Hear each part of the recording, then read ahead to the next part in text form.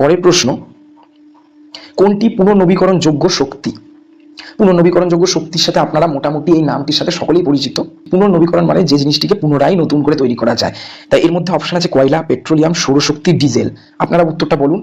যাক, এটির উত্তর হবে সৌরশক্তি। এই আলোচনাতে কিছু পুনর্নবীকরণযোগ্য শক্তির উদাহরণ দেওয়া আছে: সৌরশক্তি, বায়ু শক্তি, জল শক্তি, জোয়ার ভাটা, ভূতাপ, বনজ সম্পদ, জৈব শক্তি। এই প্রত্যেকটি জিনিসের শেষ হয় না, আপনারা চাইলে ব্যবহার করতে পারেন। সূর্যের শক্তি কখনো শেষ হবে না, বায়ু শক্তিও কখনো শেষ হবে না, জল শক্তি শেষ হবে না, জোয়ার ভাটা তো হতেই থাকবে। ভূতাপ শক্তি বলতে এখন বর্তমানে মাটির নিচে যে তাপ আছে সেই থেকেও বর্তমানে বৈজ্ঞানিকরা কাজে লাগিয়ে বিদ্যুৎ তৈরি করছে।